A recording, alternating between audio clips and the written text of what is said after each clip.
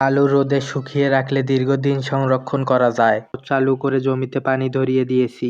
আসসালামু আলাইকুম। আজকের দিনটা শুরু হলো অন্যরকম এক ব্যস্ততা দিয়ে। আমাদের বাড়ির পাশে জমি মাপামাপির কাজ চলছে, তাই সকাল সকাল বেশ কিছু মানুষ জড়ো হয়েছে এখানে। এইসব জটলা পার করে চলে যাচ্ছি পাতারের দিকে। একটু এগোতেই কানে আসলো ট্রেনের ঝমঝম শব্দ। রেল লাইন দিয়ে দ্রুত গতিতে ট্রেন ছুটে চলেছে। আমাদের এলাকায় ইতিমধ্যে ধান রোপণের কাজ শুরু হয়ে গেছে। সবাই সবার মতো জমি রেডি করতে ব্যস্ত। এদিকে আমরাও দেখছিলাম আমাদের ধানের চারাগুলো। আমাদের চারাগুলো জমিতে লাগানোর জন্য উপযুক্ত হয়ে গেছে। এইবার ডিসেম্বরে অতিরিক্ত কুয়াশার কারণে বীজগুলো বড় হতে অনেক সময় লাগে। অন্যবারের তুলনায় এইবারের চারাগুলো অনেকটাই ছোট, যার কারণে এলাকার মানুষ একটু সময় নিয়েই ধান লাগানোর কাজটা শুরু করতে যাচ্ছে।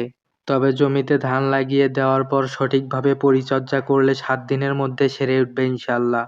আমাদের মূল লক্ষ্য এখন ধানের জমি। ধানের জমি প্রস্তুত করতে জমিতে পর্যাপ্ত পরিমাণে পানির ব্যবস্থা করতে হবে। জমিতে পানি দেওয়ার জন্য যে ড্রেন বা নালার প্রয়োজন সেগুলা মেরামত করার চেষ্টা করলাম। ড্রেন ব্যবস্থা সম্পূর্ণ সচল হওয়ার পর আমরা মোটর চালু করে জমিতে পানি ধরিয়ে দিয়েছি। রাস্তার পাশেই এক চাচাদের আলুর জমি ছিল। সেই আলুগুলো পরিপক্ক হওয়াতে আলুগুলো জমি থেকে তুলে পানিতে ধুয়ে পরিষ্কার করে রোদে শুকাতে দেওয়া হচ্ছে, যেন আলুগুলোতে কোনো কাদামাটি না লেগে থাকে। মোটরের পানি থাকার কারণে আলুগুলো ধুতে অনেকটাই সহজ হয়ে গিয়েছে। আলু রোদে শুকিয়ে রাখলে দীর্ঘদিন সংরক্ষণ করা যায়। এদিকে আমাদের ঘাসের জমিটা সম্পূর্ণভাবে শুকিয়ে গেছে, জমিতে পানি দিয়ে দিতে হবে। আলুর পাশাপাশি কিছুদিনের মধ্যে সরিষা তোলারও তোড়জোড় শুরু হয়ে যাবে। মাঠের অন্য পাশে আমাদের ঘাসের জমি রয়েছে। সে জমিতে অধিক পরিমাণে আগাছা জন্ম নিয়েছে। সেগুলো পরিষ্কার করে একই সাথে জমিতে পানি ধরিয়ে দিচ্ছি যেন ঘাসগুলো সতেজ থাকে। প্রতিটা জমির পানি সেচের জন্য ড্রেন ব্যবস্থা ছিল খুবই খারাপ। একে একে সবগুলো ঠিক করে দেওয়া হচ্ছিল। আমরা যে জমিতে ঘাস লাগিয়েছিল সেই জমিটির মাটি ছিল বেলে মাটি। বেলে মাটির সব থেকে খারাপ দিক হলো এগুলো জমিতে পানি দিতে না দিতেই পানি শেষ হয়ে যায়। অন্য স্বাভাবিক মাটির তুলনায় এসব মাটিতে দ্বিগুণেরও বেশি সেচ দিতে হয়।